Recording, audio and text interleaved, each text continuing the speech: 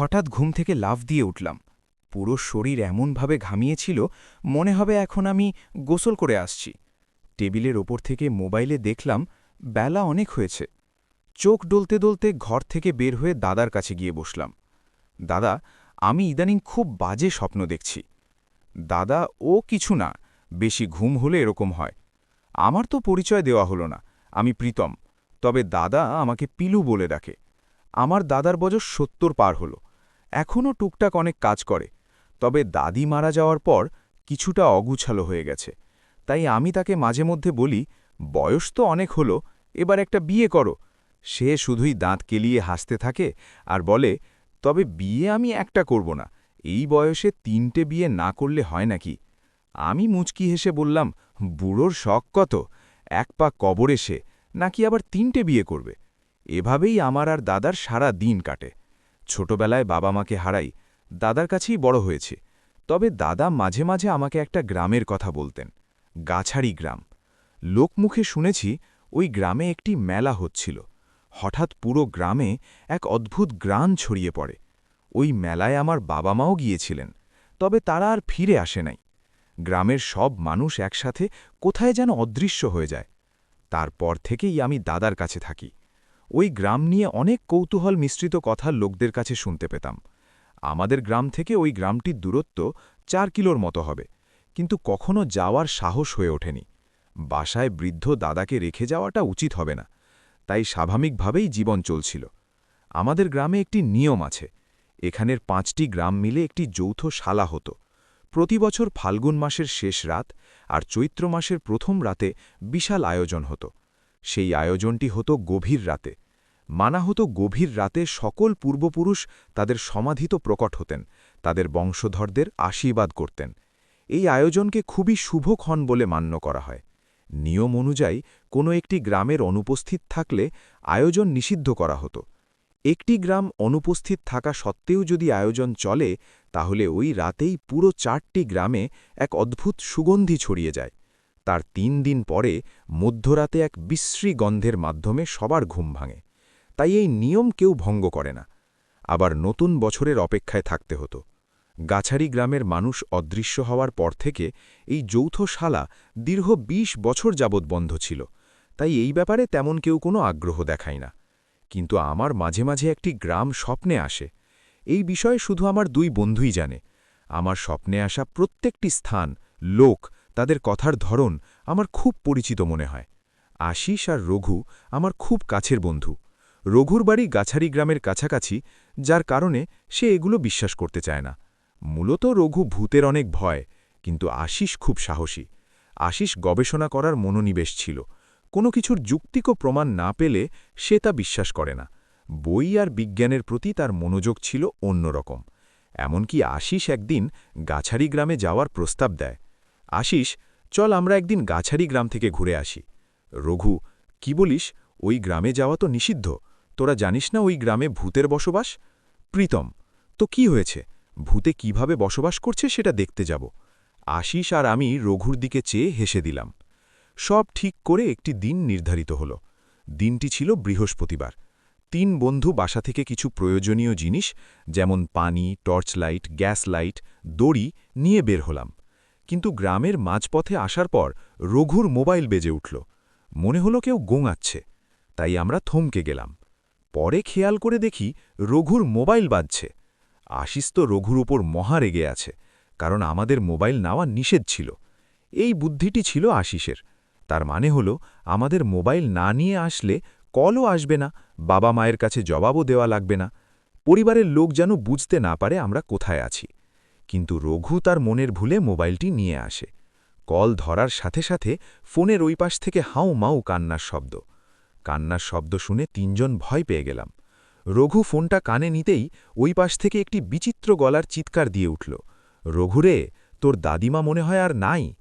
আমরা বুঝতে পারি রঘুর দাদি হয়তো মারা গেছে, তাই তাড়াতাড়ি রঘুর বাসার দিকে বের হলাম, যার ফলে আমাদের গাছাড়ি গ্রাম যাওয়াটা বন্ধ করে দিতে হয়। ছুটে যাই রঘুদের ভাঙা বাড়ির দিকে। বাড়ির চারপাশে লোকের অনেক ভিড় জমেছে। রঘুর দাদি একজন জাত কবিরাজ ছিলেন। কবিরাজি দক্ষতার কারণে আশেপাশের সকল মানুষ তার দাদিকে চিনেন। শোনা যায় রঘুর দাদির বেশিরভাগ ঔষধ তৈরি হতো গাছারি গ্রামের ঔষধি গাছ থেকে, আর এই ঔষধি গাছগুলো মধ্যরাতে উজ্জ্বল হয়ে ওঠে। সেই ঔষধি গাছের মাধ্যমে বিভিন্ন ঔষধ তৈরি করত, কিন্তু গাছারি গ্রামের এই অলৌকিক ঘটনার পরে আর তার ঔষধ হানা হয় নাই। ফলে এখন আর কেউ তার কাছে রোগ দেখাতে আসে না। তাই রঘুর দাদি কাউকে না বলে আমাবস্যার রাতে গাছারি গ্রামে রওনা দিলেন। সেখান থেকে ফিরে আসার পরই রঘুর দাদির এই রোগে আক্রান্ত হয়। দীর্ঘ ৫ বছর ধরে সে বিছানায় শুয়ে আছে। রঘুর দাদি যখন কিছুটা সুস্থ হল, তখন আমরা ৩ জন তার সাথে দেখা করলাম। তার পায়ের দিকে আমার লক্ষ্য হলো, কিছুটা ব্যাকা হয়ে গেছে। রঘুকে ইশারা করে তার পায়ের সম্পর্কে জানতে চাইলাম। রঘু আমার কানে ফিসফিস করে বলল, প্রত্যেকবার শরীর ভীষণ অসুস্থ হওয়ার পর শরীরের কিছু অংশের পরিবর্তন হয়।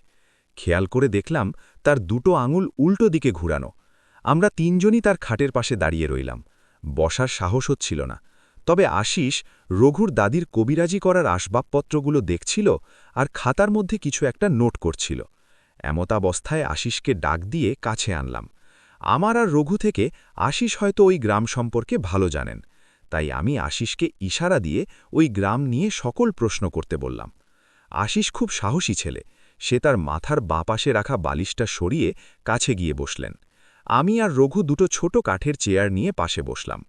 আশিস যখন বলল গাছারি গ্রামে কি হয়েছে যার কারণে এই অদ্ভুত ঘটনাগুলো মানুষের সাথে হচ্ছে, আমরা লক্ষ্য করলাম তার শরীরের পশমগুলো দাঁড়িয়ে গেছে, এমনকি তার চোখের মণির আকারে কিছুটা বড় হয়ে গেছে।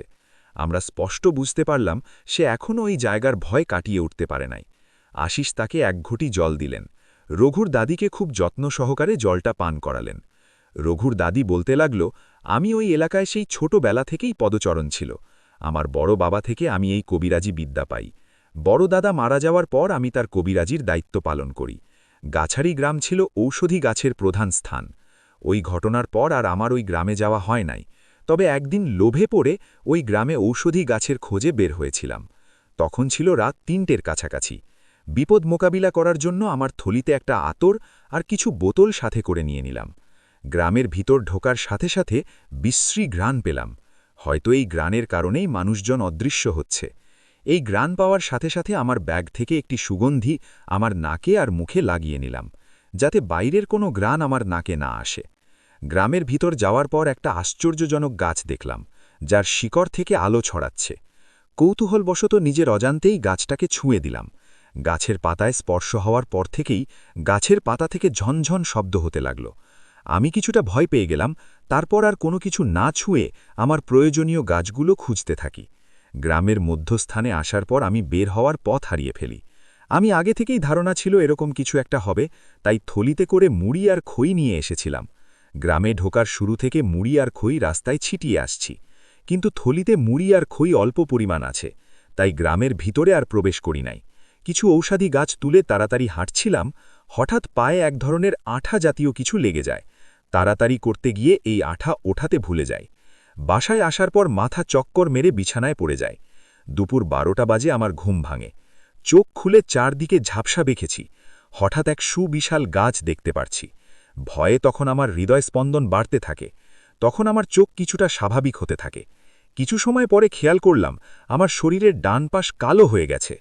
আমি চেষ্টা করা সত্ত্বেও ডান হাত আর পা নাড়াতে পারছিলাম না। আমার ব্যাগ থেকে ওই গাছটা বের করতে গিয়ে দেখি গাছটা ছাই হয়ে গেছে। তখন থেকেই আমার এই অবস্থা। প্রত্যেক আমাবস্যার রাতে এক অদ্ভুত স্বপ্ন আমার চোখে ভেসে ওঠে। রঘু একটা জগ দিয়ে তাকে কিছুটা পানি দিল। আশিস রঘুর দাদির প্রত্যেকটি কথা খাতায় নোট করতে থাকে। দাদি জল পান করার পর আশিস তাকে আমাবস্যার রাতে সে কি স্বপ্ন দেখে তা জানতে চায়। রঘুর দাদি বলে, কেন বাছা, এত কিছু জানতে চাও? ওই গ্রামে যাওয়ার কখনো সাহস দেখিও না। ততক্ষণাৎ আমি খেয়াল করলাম কথা বলার সময় দাদির চোখের মণিটা রক্ত লাল হয়ে যাচ্ছিল। আমার বাঁ হাতের কনিষ্ঠ আঙুল দিয়ে রঘুকে খোঁচা দিয়ে দাদির রক্তজবা চোখগুলো দেখালাম। তাই আমরা দাদিকে সত্যটা না বলে তাকে বললাম, আমরা গাছারি গ্রাম নিয়ে একটি বই লিখছি, তাই এই তথ্যগুলো আমাদের জানা খুবই প্রয়োজন। তখন দাদি ওই স্বপ্নের কথা বলে। একটি সুবিশাল গাছ আমাকে ডাকে। এ যেন এক অদ্ভুত গাছ, যার শিকড় থাকে মাটির ওপর আর ডালপালা থাকে মাটির নিচে। আমি যখনই গাছের কাছে যাই, গাছ তখন তার শিকড় দিয়ে আমাকে পেঁচিয়ে গাছের ভিতরে নিয়ে যায়। কিছুক্ষণ জায়গাটা অনেক অন্ধকার থাকার পর জায়গাটা এক অদ্ভুত সৌন্দর্যে ফুটে ওঠে। তারপরও আমার কেন যেন মনে হয় গাছটা আমাকে কিছু বলতে চাইছে, কিন্তু আমি কিছুই বুঝতে পারি না। স্বপ্ন ভাঙার পর আমার ডান হাতে একটি গাছের শিকড়ের কিছু অংশ দেখতে পাই। দাদি রঘুকে হাতের ইশারা করে একটি বইয়ম অর্থাৎ কাঁচের বোতল আনতে বলে। রঘু খাটের নিচ থেকে একটি কালো রঙের বোতল নিয়ে দাদির হাতে দেয়। কাঁচের বোতলের ডাকনা বিভিন্ন রঙের সুতো দিয়ে বাধাই করা ছিল। আমরা খেয়াল করলাম দাদি কিছু বলার পরপর একটা সুতো খুলছে। বোতলের শেষ সুতোটা খোলার সময় দাদির দুটি চোখ কালো হয়ে যায়। বোতলের মুখটি খুলে আমার হাতে গাছের একটি শিকড় দিল আর বোতলটি তার কাছে রেখে দিলে। আমরা খেয়াল করলাম তার কাছে অনেকগুলো শিকড় ছিল। সেই শিকড়গুলো প্রতি বছর পূর্ণিমার রাতে তার ঘরের এক কোণে পুঁতে রাখত। আশিস দাদিকে বলল, দাদি, আমরা এই শিকড়টা আমাদের কাছে রেখে দেই। দাদি আমাদের একটি শিকড় আর কিছু রঙিন পুরনো সুতো দিল। আশিস তার ব্যাগে যত্ন সহকারে রেখে। অবশেষে আমরা রঘুর বাসায় থেকে চলে এলাম। ওই দিনের পর থেকে আমরা 4 দিন যাবৎ গাছেরি গ্রামে যাওয়ার প্রস্তুতি নিতে থাকলাম। আশিস তার ডায়েরিতে লেখা দাদির প্রত্যেকটি কথা মুখস্থ করে নিয়েছে। গাছের শিকড়টাকে আমরা পরীক্ষার জন্য বিজ্ঞানগারে পাঠালাম। গাছের শিকড়ের রিপোর্ট হাতে নিয়ে জানতে পারি এই শিকড়ের ভিতরের থেকে এক বিশ্রী দুর্গন্ধ বের হয়। যখন শিকড়টি জলের ছোঁয়া পায় তখন আবার সুগন্ধি ছড়ায়। এর মাধ্যমে আমরা ধারণা করি এই গ্রাম থেকে অভিশাপ মুক্ত করতে হলে গাছের শিকড়কে জল দিয়ে পরিপূর্ণ করতে হবে। কিন্তু আশ্চর্যের বিষয় হচ্ছে গাছের শিকড় আমরা মাটিতে নামাবো কিভাবে? এই বিষয়টি আমাদের চিন্তার মূল্য কারণ হয়ে দাঁড়ায়। এর কারণ বের করতে আমরা একে অপরকে এই গাছ নিয়ে বিভিন্ন প্রশ্ন করতে থাকলাম। অবশেষে একটি প্রশ্ন আমাদের তিনজনকে কিছুটা যুক্তিগত লাগল। প্রশ্নটা ছিল গাছটির শিকড় ওপরে উঠল কিভাবে। হয়তো তার উত্তর বের করতে পারলেই গাছের শিকড় মাটিতে আসবে। আর এই প্রশ্নের উত্তর আমাদের ওই গ্রামে গিয়ে নিতে হবে। ডায়েরিতে থাকা প্রত্যেকটি কথা আমরা তিনজন মনে রাখলাম এবং সাথে প্রয়োজনীয় জিনিসপত্র নিয়ে নিলাম। সেদিনের মতো রাত 12টা পের হওয়ার পর আমরা 3 বন্ধু মিলে গাছারি গ্রামের দিকে রওনা হই। গ্রামের কাছে যত যাচ্ছি দুর্গন্ধ ততটাই বাড়তে থাকে। আমি ব্যাগ থেকে 3টে পারফিউমযুক্ত মাস্ক বের করে নাকে আর মুখে ভালোভাবে বেঁধে নিলাম। তবুও কিছুটা গন্ধ নাকে যাচ্ছিল। রঘু আমাদের মুখে লাইট মেরে ইশারা দিয়ে বলল, যাই করি তাড়াতাড়ি করতে হবে। আশিস গ্রামের শুরুতে একটি গাছের সাথে সুতো বেঁধে সুতার বান্ডিলটি আমরা যতটুকু পথ যাই ততটুকু ছাড়তে আসব, যেন পথ না হারাই। আমরা সোজা বিশাল আকৃতির গাছটির দিকে হাঁটা শুরু করলাম। কিছুক্ষণ যাওয়ার পরই দূর থেকে আশিস দেখতে পেল গাছটির মধ্যভাগে লাল আলো জ্বলছে। আমরা যত এগিয়ে যাচ্ছি চারপাশ অন্ধকার হয়ে আসছে, শুধু গাছটির মধ্যভাগে আলো জ্বলছে। গাছটির বেশি কাছে যাওয়া যাচ্ছে না, আমাদের চোখ জ্বলা করছে। তাই আশিস তার ব্যাগ থেকে ক্যামেরাটা বের করে ছবি তুলতে লাগল। কিন্তু ক্যামেরায় স্পষ্ট কিছু দেখা যাচ্ছিল না, তাই আশিস ক্যামেরাটি ব্যাগে রেখে দিল। রঘুর দাদির কথা মতোই গাছটির এক অদ্ভুত আকৃতি ছিল। গাছটির শিকড় আকাশ ছোঁয়ার ইচ্ছা রাখে। প্রত্যেকটি কাণ্ড এক অভিশপ্ত অন্ধকারকে প্রকাশ করছে।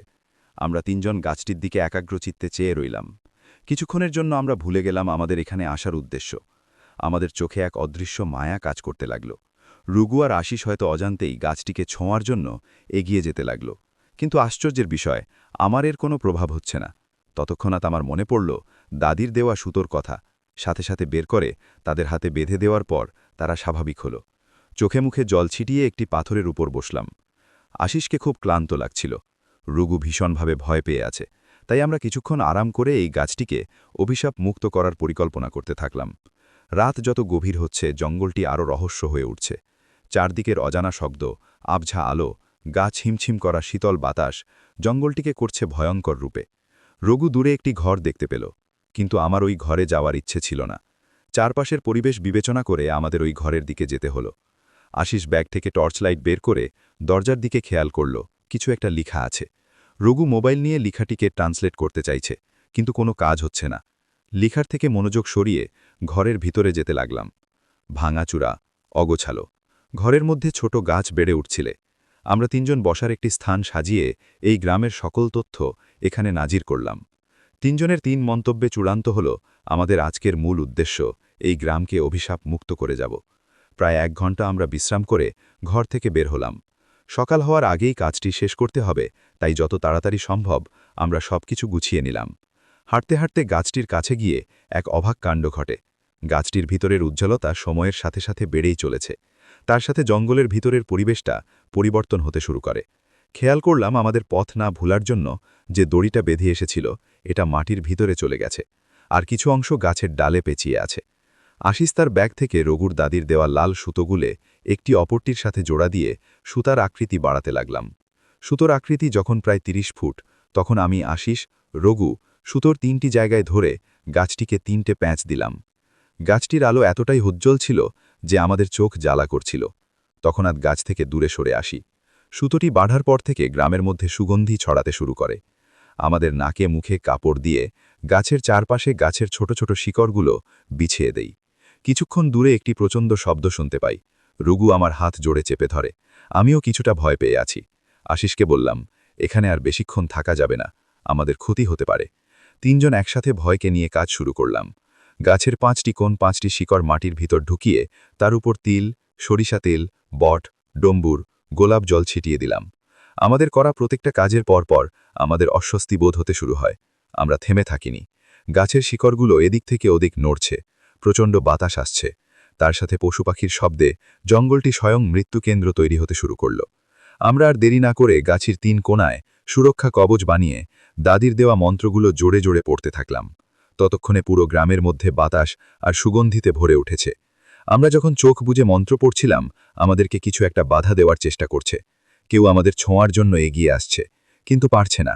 হয়তো আমাদের হাতে থাকা সুতো আর গাছটির মধ্যভাগে থাকা সুতোর বেড়ির কারণে কোনো অশুভ শক্তি আমাদের ছুঁতে পারছে না।